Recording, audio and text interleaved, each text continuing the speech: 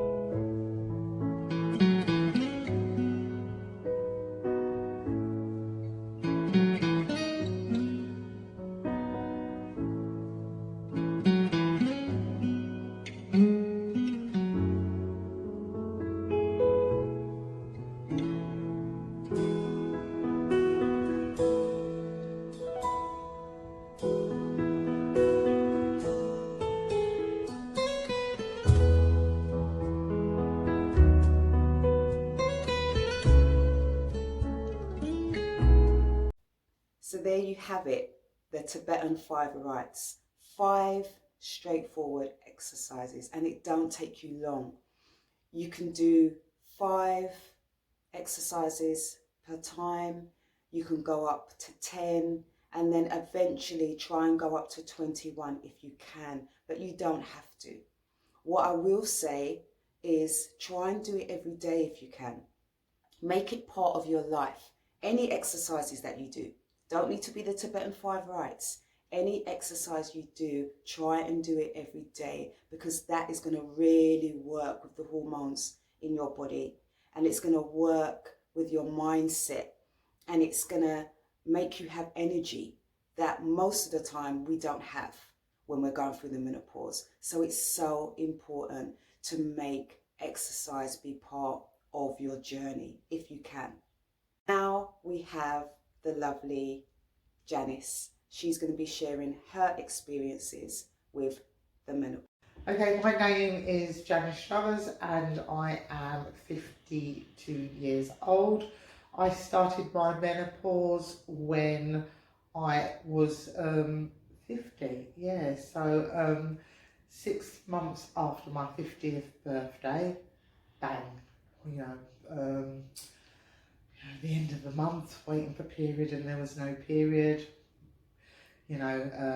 Missed 1 month, missed another month, and then I thought, oh, it must have started. So since that time I haven't had a period, and I suppose a couple of months after my period stopped, I started getting hot and cold sweats, so I knew that basically my menopause journey had begun. So sometimes I get cold sweats where I'm really cold and shivery, and have to put on clothes instead of stripping off, and also I get the hot sweats where I have to start stripping off, and I don't care who is there, who I'm with, I need to actually start stripping. And as soon as I strip off, you know, they seem to go away. Don't get it every day. You know, they just come and go as and when. So there's no real rhyme or reason to them. I also get the night sweats.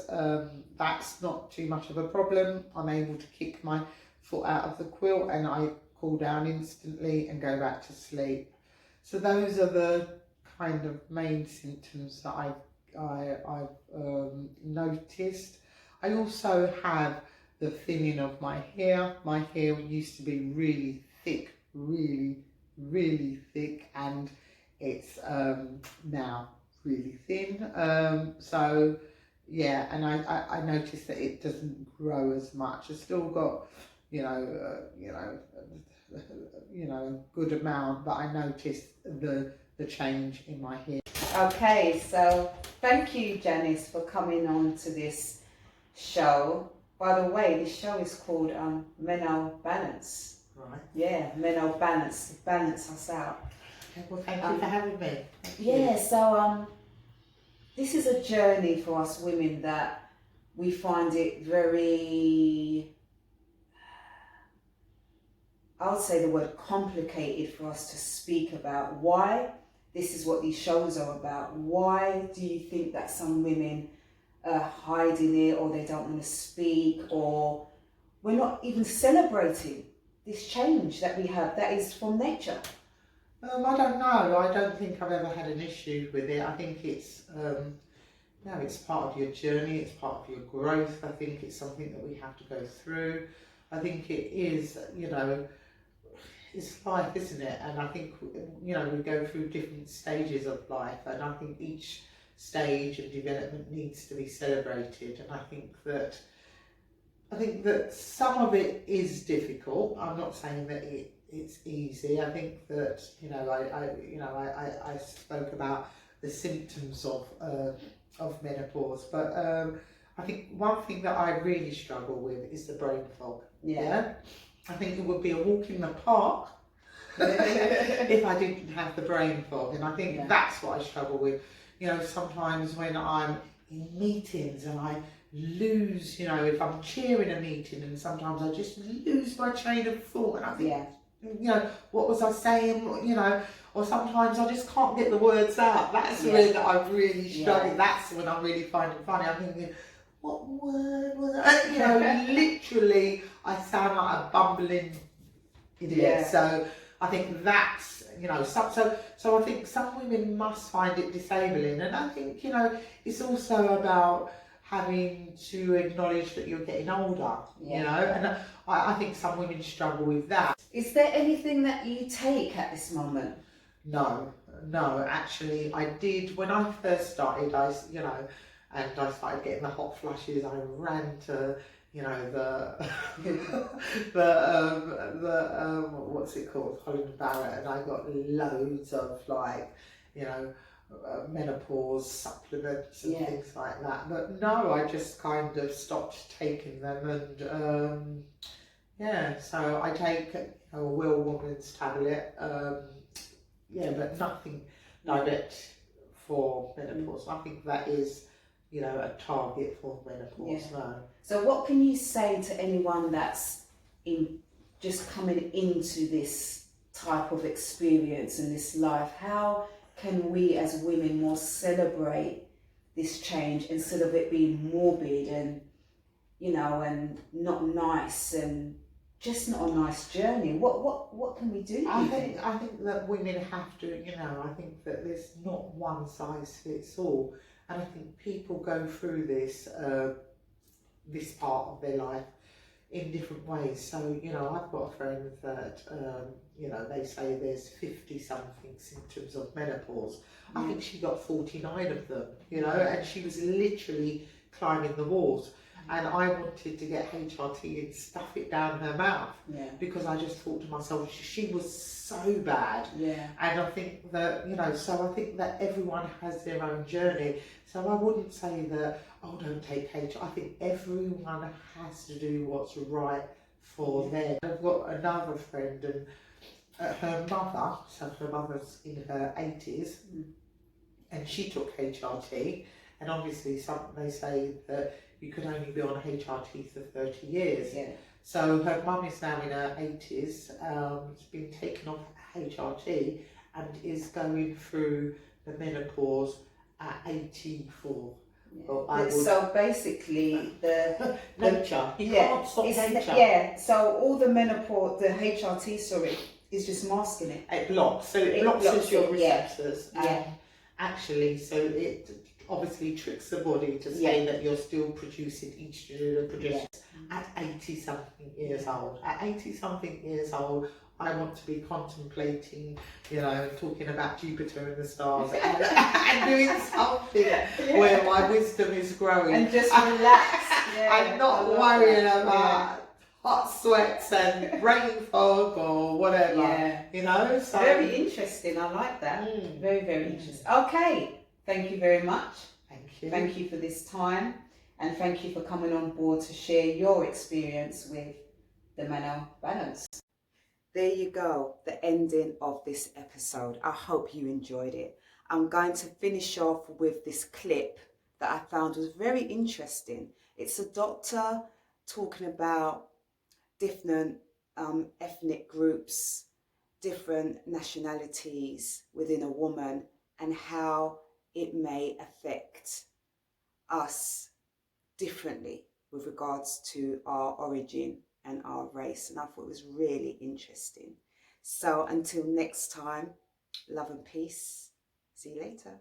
Menopause is a time in your life that begins 12 months after your very last menstrual period. But you're not just yourself one day and then menopausal the next. The trip into menopause starts several months or even years before you actually become menopausal. And studies tell us if you're Black, it may happen differently to the way women in other ethnic groups experience menopause. Recognizing this fact is vital for both you and your health workers so that any symptoms are quickly detected and recognized and dealt with properly. So let's look at 3 ways menopause affects Black women different to others. Number 1, age.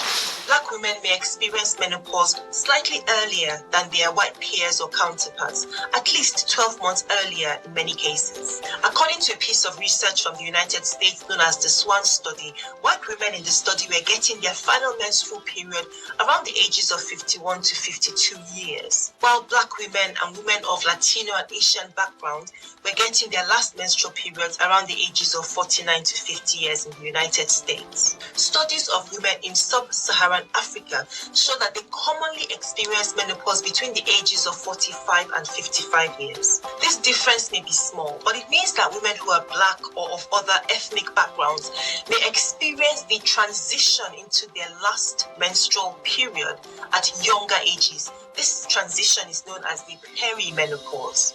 And so as a Black woman, both you and your doctor may not immediately ascribe those symptoms as being related to menopause. And what symptoms am I talking about? Well, they can include things like irregular bleeding, vaginal dryness and painful sex, or problems controlling your urinary bladder, or losing the support to your pelvic organs, which is known as prolapse. So you and your doctor may spend time and other resources looking for treatments for other conditions when it's all down to menopause. The second difference applies to stomach and bowel functions. In many women, the changes from our hormones around perimenopause and menopause can affect the way our stomach and bowels function, leading to very uncomfortable symptoms. Studies tell us this is another area where there can be a slight difference between the races as well. From another study, scientists in the United States looked at over 1,000 women of different ethnicities, including Latina, Asian, African American, and Caucasian, aged between 40 and 60 years. More than 2 out of 3 of those women, that is over 60%, had not experienced menopause or they were in the transition. They looked at a range of different symptoms, including tummy pain, heartburn, nausea and vomiting, constipation, diarrhea, and weight changes, so gaining weight or losing weight. They found the most common changes amongst these women aged 40 to 60 years, majority of whom have not started the menopause, to be weight gain followed by bloating. Asian women experience these symptoms the least frequently, but Black women seem to develop more weight problems and heartburn, than white women. Why is this important though? Any woman developing new and unexplained symptoms of any kind should always seek medical advice. But these symptoms can be explained away by a number of different conditions. For example, polycystic ovarian syndrome, cancer of the bowels or cancer of the ovary, irritable bowel syndrome. However, the treatments are not the same. So healthcare workers need to be considering the menopause as well among Black women approaching midlife who may not appear to be in menopause. And the third area in menopause where there may be a slight difference in how they appear in Black women is the complications of menopause. In addition to the troublesome symptoms that they often generate, the loss of our reproductive hormones can increase the risk of developing certain conditions.